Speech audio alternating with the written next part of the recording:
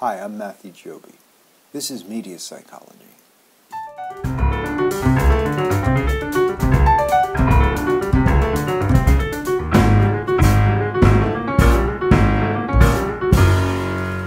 Now, we want to shift from early media research to more contemporary research, and we divide these contemporary research methodologies into media effects studies and cultural media research, cultural media studies. We're going to look firstly at media effects studies. Media effects comes from the Enlightenment tradition of utilizing the scientific method. It also utilizes statistics, mathematics, and logic, and is built around a cause and effect belief system, looking at a cause and effect relationship between media and behavior. It's literally the effects of media. So this is really a social science model. It's to explain, describe, control, and predict the phenomenon that's under investigation. Some of the characteristics of of media effect studies, of a social science media effect studies, is that it claims to be objective, it claims to be empirical, it claims to use the scientific method, to be based on logic and mathematics, statistics. So objective. Objectivity is a point of view, it's a worldview that may seem rather commonsensical, maybe even may seem obvious. However, with a little bit of thought and dissection, we realize that it's not so apparent or obvious as it might be taken for granted to be. The idea of objectivity is the belief that through the scientific method, through logic and mathematical analysis, one can remove their own subjectivity from analyzing a given phenomenon, and can treat it in its object as an object objectively, without any sort of involvement from the individual.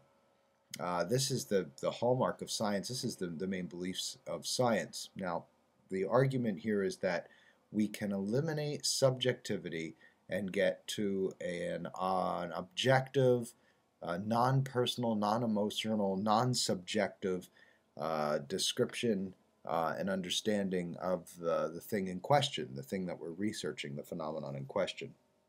Now, critics of this, of course, in the cultural theories department, cultural media studies, criticize the idea of objectivity. And also, within psychology, there are schools of thought that are highly critical of the idea of subject-object split, the idea of objectivity, that it's possible to be objective, or that objective is somehow removed from human experience. Existential phenomenological psychologists, otherwise known as humanists, and also psychoanalytic thinkers, are very, very skeptical of the idea of objectivity, and very critical of the idea of objectivity, claiming objectivity to be another bias, another form of subjectivity, deciding of what's allowed in and what's not allowed in as evidence. But media effects believes very strongly in the objective position that science renders objectivity. Empirical, meaning it comes through the senses. We're going to observe and measure data. Things that are not observable or measurable are not allowed into the argument. Scientific method is the step-by-step procedure that's presented in different sciences. It's a little different in each science, but presented in the behavioral sciences on how to go about coming to conclusions about certain phenomena. We're going to discuss the scientific method next. Logic. This is the cause and effect relationship between events. This is also results through correlation in the third term, which we'll talk about. And mathematical statistics, using the statistics to come up with quantitative data that supports an argument, also a hallmark of the social sciences. So we look at the three views of media effects. We have the direct effects model, the minimal effects model, and the uses and gratification model. Direct effects model, this is the idea that the media is presented, and it actually takes control of the audience. It has a direct effect, a great direct cause and effect relationship. Minimal effects model, these theorists believe that the media can influence the individual but does not control the individual. It also it proposes that individuals to seek out to media that supports their own worldview, and that the media actually reinforces a worldview that they already hold. This is minimal effects model. And finally, uses and gratification model is a very functionalist model of media effects, and it is the idea that people use media to fulfill certain needs, to actually function in a certain way that benefits them in their life and in their environment. 3 views of media effects. So let's talk about the scientific method. I like to describe the scientific method in 3 very basic steps. The hypothesis is the idea. It's an educated guess. It's an idea that comes about through doing research and thinking about the problem at hand, the mystery at hand. Hypothesis testing. This is where we seek to find quantitative evidence in media effects studies. Quantitative meaning measurable, quantitative evidence to support the idea, or to challenge the idea, not necessarily support the hypothesis, but to prove the hypothesis wrong. And finally, if we do find evidence towards a certain direction, this direction becomes the theory. Now, this theory then can be challenged through new testing, so it's a never-ending cycle.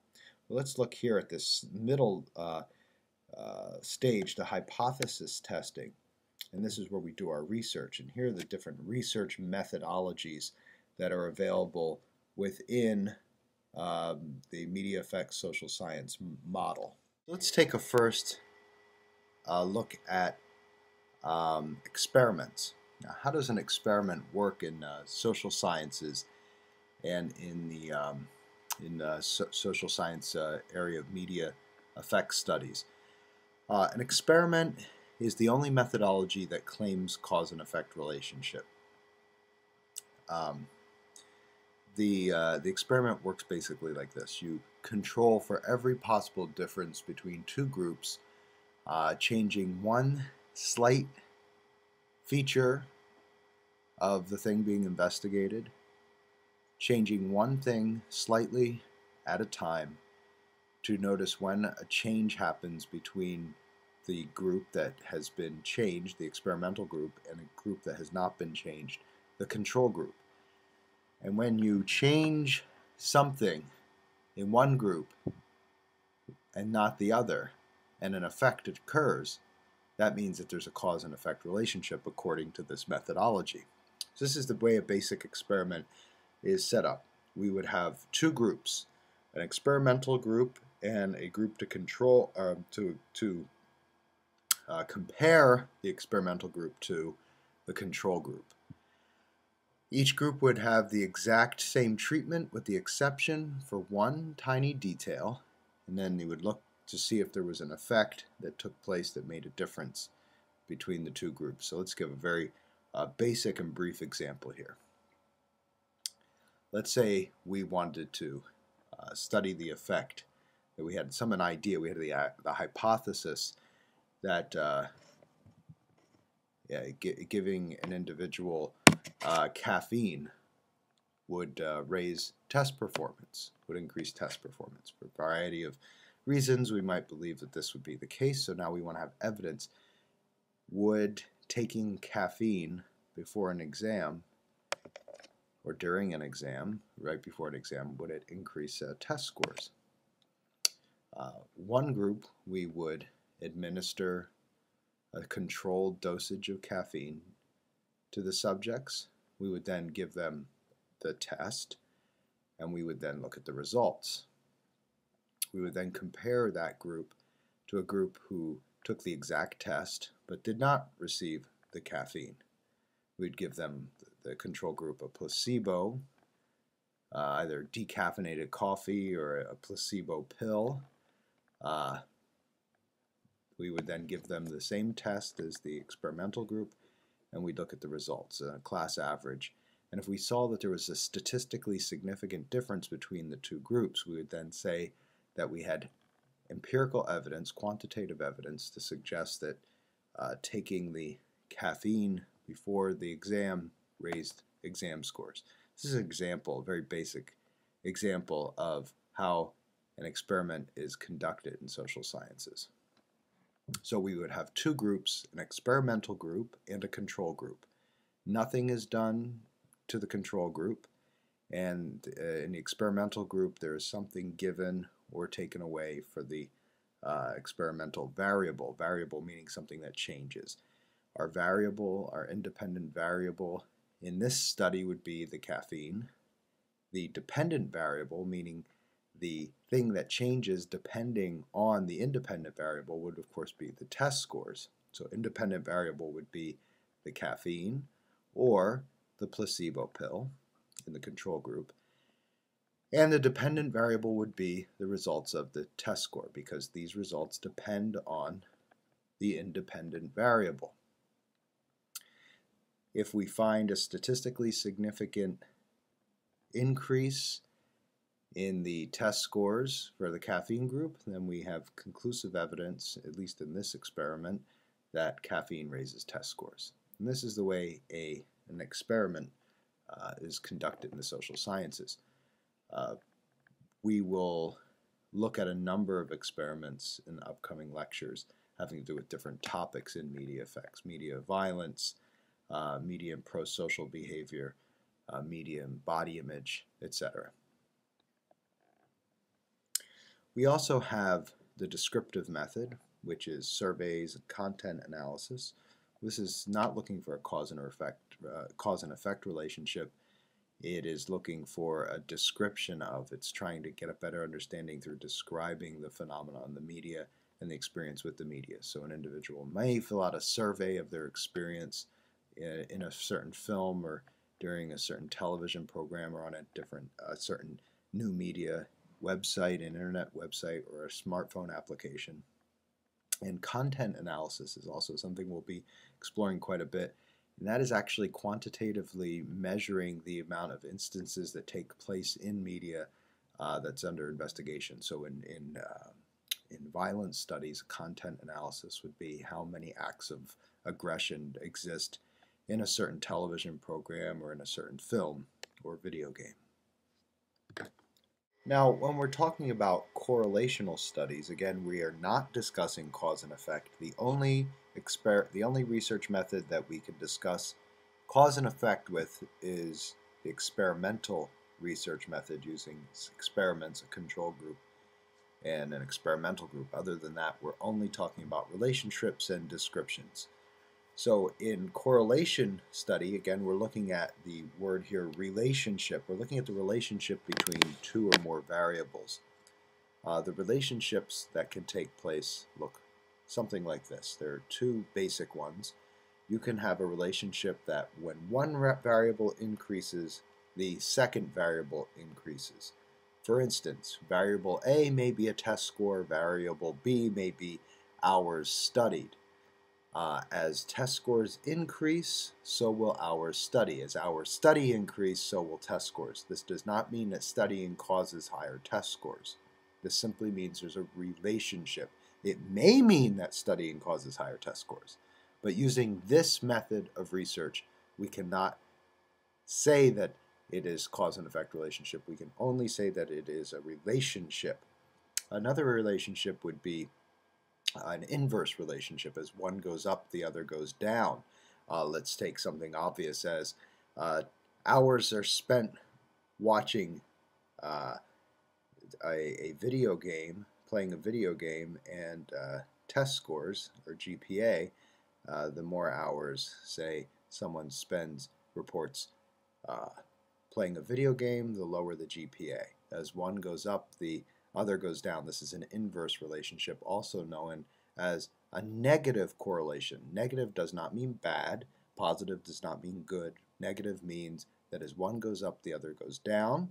Positive correlation means that as one variable goes up, the second variable goes up as well. increases as well. So those are two basic forms of correlation, positive and negative. We also have no correlation, which is there's no relationship between the two variables. This could be found in something, this is random things, whether or not individuals who enjoy eating peanut butter and their political affiliation. There's no relationship between these two. There would be no positive or negative correlation, it would be zero correlation. Now, positive and negative correlations typically go in a straight line. And the straighter the line that you see on a correlation graph, the tighter that line, we say the stronger the relationship. So we can have weak relationships and we can have strong relationships. So we can have a weak negative correlation or a weak positive correlation. We could have a strong positive correlation or a strong negative correlation. We could have a moderately strong or a moderate correlation as well. And we usually measure these from negative 1.0 to positive 1.0, with the middle being 0, which is no correlation whatsoever. So the closer you get to 1, the stronger the correlation is. Negative 1.0 is a very strong negative correlation. Positive 1.0 is a very strong, perfect, as we say, positive correlation. These are both examples of linear correlations because they go in a line, a linear line, up or down, upward sloping or downward sloping. There's also nonlinear correlations, and these are correlations that may go in curves, such as a bimodal distribution, which means there are two groups that are separate, maybe a group that maybe the results of a test score in a certain class show that a cluster of students, half the students get D's or F's and the other half gets A or B. These are two modes, two steep peaks with very few C's in the middle. This might show that there are two habits going on in the class, two groups of people, maybe the group of people who study and the group who doesn't study. These are called nonlinear correlations because they do not exist in a straight line, negative or positive. They are in a curve, linear or a nonlinear correlation. But again, we're talking in correlational studies about relationships, not about cause and effect. Let's take an example of this. If an individual is having increased hours on the telephone and decreased test score, it might be this would be a negative correlation. As one goes up, the other goes down. Hours on the telephone go up, test score goes down, negative correlation. It might be very tempting to say that speaking on the telephone caused the person to have negative test scores. Well, speaking on the telephone did not cause the individual to have negative test scores. Maybe not studying caused the negative test scores, but it certainly wasn't talking on the telephone that causes. You can talk on the telephone and you can also devote the time to studying and still get higher grades. So what is issue here is a relationship. There's a third term. The third term is usually somehow connected to both of the correlations. The phone talking and the test score are both related to study time. And this is an example of correlational studies. So some of the contemporary interests of media effects begins with social learning theory. We'll be looking into this specifically in the next lectures on media violence. Social learning theory, started by Albert Bandura, looks at how the media, how audience members, certainly children in particular, learn from the media and come to imitate the behavior that they see in the media. So this is social learning theory. Agenda setting. Agenda setting is one of a broader group of concepts that also include the cultivation effect and the spiral of silence. Agenda setting is also called gatekeeping. This is when the media decides what the audience will think about. So in other words, if there's a certain topic that's being presented, the gatekeepers, the agenda setters, decide what information is going to be allowed into the program for the individuals to think about, and unless the individual audience members seek information outside of that program, they will have no exposure to that information. So in other words, it's actually telling the people what to think about. That's called agenda setting. Leaving out certain pieces of information automatically orients how one is going to go about thinking the information. Closely related to agenda setting is framing. So if agenda setting tells the audience what to think about, framing tells them how to think about it. So this could be anything from the order of how the information is presented to time allotted to each, and emphasis and tone to each of the opposing pieces of information, even down to maybe setting up a dichotomy, good, bad, right, wrong, sort of agenda setting, and then arguing towards one of the two arguments would be the framing. Cultivation effect is also very interesting. This is an effect that's been noted in which individuals who seek out certain media, certain television programs, films, say action, adventure, or romance, or police films, things of this nature. Gerbner has described that in cultivation effect, individuals start to view their mediated world as a true representation of the real world. So in other words, an individual who spends a lot of time watching crime programs will come to view the world differently, potentially as more of a criminal type world than individuals who do not. This is called the cultivation effect. What we watch cultivates what we believe the world to be, and what we believe the world to believe cultivates what we watch. It's a feedback, feed-forward loop. We have some other examples here, in addition to framing and agenda setting and cultivation theory. We also have priming. Priming is very interesting. If you use priming in propaganda and advertising and political, gaining political support, this priming is when you use ideas that get the individual, the audience member, ready for the main idea that you're trying to sell. So if you're trying to cultivate acceptance for idea C, you start with very mild things that are related to idea C. The thin end of the wedge, you prime the audience, you prime the individual, get them ready to accept the bigger concept whole, rather than just springing the concept on them. Spiral of silence is a quite fascinating idea by Elizabeth Noel Newman. And spiral of silence is the study of how an opposing group, how a group that holds a marginalized point of view on a topic becomes more silent on their view, and eventually will just disappear. It's a fascinating study of how certain messages or certain opinions in the media gain momentum and force and volume and support, and others kind of dwindle away and disappear, not necessarily because they're wrong or bad, but just because individuals who are in the minority of supporting a certain idea, the fewer the individuals may eventually give up in defeat or just be quiet about their position out of fear of retribution or ostracization or a number of different things in this of this nature. So these are some contemporary media effects.